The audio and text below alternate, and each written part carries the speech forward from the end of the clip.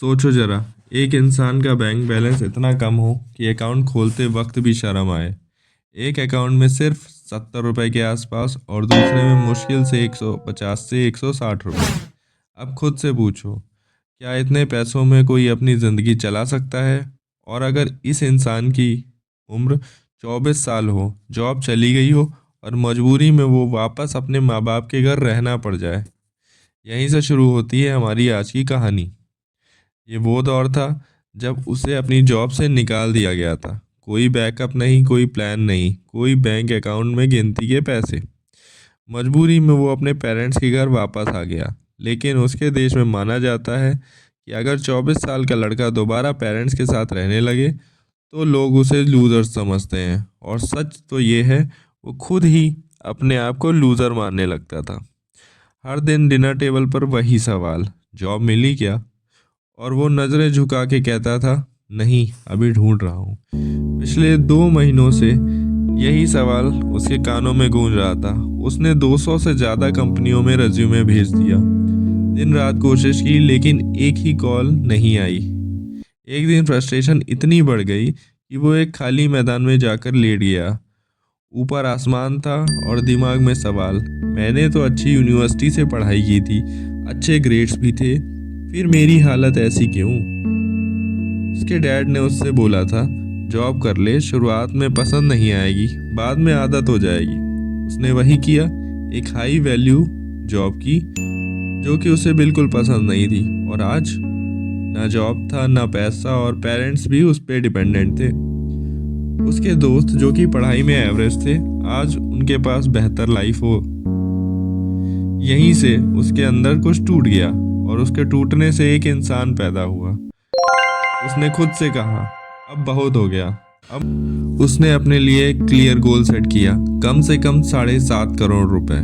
क्यों? क्योंकि उसे अब टेंशन से आज़ादी चाहिए थी। कोई पैसे का टेंशन चाहिए ही नहीं था उसे। रास्ता साफ नहीं था, लेकिन एक बात क्लियर थी, हार नहीं माननी है। अगले 5 साल उसने खुद पे पूरी तरह मेहनत करी और खुद को बदलने की कोशिश करी। जो भी पर्सनल फाइनेंस की किताब मिली उसने पढ़ डाली। छोटी जॉब, बड़ी जॉब, डिसेंट जॉब, सब की। 2 कंपनियां भी शुरू की। कई बार फेल हुआ, कई बार नुकसान हुआ, लेकिन रुका नहीं। और 5 साल बाद उसका गोल पूरा हुआ। उसके पास 7.5 करोड़ रुपए से भी ज़्यादा थे। अब सवाल बदल चुका था, 75 करोड़ रुपए कैसे बनाए जाएं और दूसरों को ये रास्ता कैसे सिखाया जाए।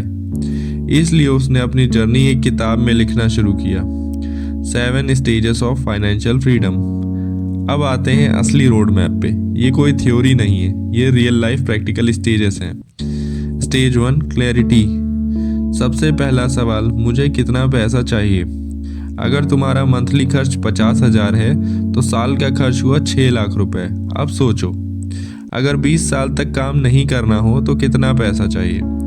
फाइनेंशियल फ्रीडम कोई ड्रीम नहीं है, ये एक नंबर है। जब तक नंबर क्लियर नहीं होगा तब तक कोई डायरेक्शन नहीं मिलेगा। Stage 2, self sufficiency. इस स्टेज पर तुम इतना कमा लेते हो कि किसी से पैसे मांगने की कोई ज़रूरत नहीं। कमाते हो 15,000, खर्च भी 15,000। छोटा लगता है, यही पहली जीत है। Stage 3, breathing room. अब थोड़ा एक्स्ट्रा पैसा बचाने लगते हैं। जॉब चली गई, 1-2 महीने का खर्च निकल जाएगा। बस यही स्टेज मेंटल पीस देती है। Stage 4, stability. सारे लोन खत्म, क्रेडिट कार्ड ज़ीरो, 6 महीने का इमरजेंसी फंड रेडी। अब पहली बार आपको सेफ फील होता है। Stage 5, flexibility. अब 1-2 साल का खर्च ऑलरेडी सेफ है। अब डिसीजंस डर से नहीं, चॉइस से लिए जाते हैं। यहीं से फ्रीडम फील होती है। Stage 6, financial independence.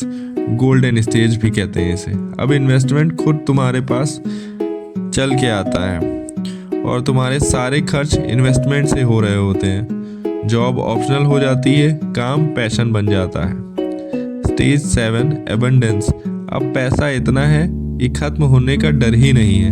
अब फोकस फैमिली, ट्रैवल, हॉबीज और लाइफ पे है। यही असली फ्रीडम है। टाइम हमेशा ज़्यादा ज़रूरी होता है पैसे से।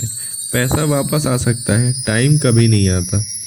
अगर तुम्हें अपने 1 घंटे की वैल्यू पता है तो लाइफ के डिसीजन आसान हो जाते हैं। Number matters. एनुअल एक्सपेंस जितना भी हो उसको 25 से मल्टीप्लाई कर दो और वही है तुम्हारा फ्रीडम नंबर। मान लो 12 लाख रुपए 1 साल का खर्च है तो उसको 25 से मल्टीप्लाई करेंगे तो 3 करोड़ रुपए होगा। सिंपल, क्लियर और प्रैक्टिकल। Power of compounding. आज का बचाया हुआ 1000 रुपए कल की आज़ादी भी बन सकता है। बस अवॉइड क्या करना है, शो ऑफ नहीं करना है, अननेसेसरी EMIs नहीं जोड़नी है, एक्सपेंसिव वेडिंग लोन्स नहीं लेने हैं। साइड इनकम मैंडेटरी होती है। सिर्फ जॉब अगर चला रहे हो तो ग्रोथ स्लो होगी, तो side business, side skill, real estate या कोई भी एक और काम जोड़ के रखना है एक्स्ट्रा इनकम के लिए। और सबसे पावरफुल स्किल है सेलिंग। ये कहानी सिर्फ एक इंसान की नहीं है, ये हर एक इंसान की कहानी है जो मिडिल क्लास से उठकर फाइनेंशियल फ्रीडम चाहता है। अगर वो कर सकता है तो तुम भी कर सकते हो। बस आज एक्शन लो, छोटा एक्शन भी फ्यूचर बदल सकता है। ओके, थैंक यू गाइस, मिलते हैं नेक्स्ट वीडियो में।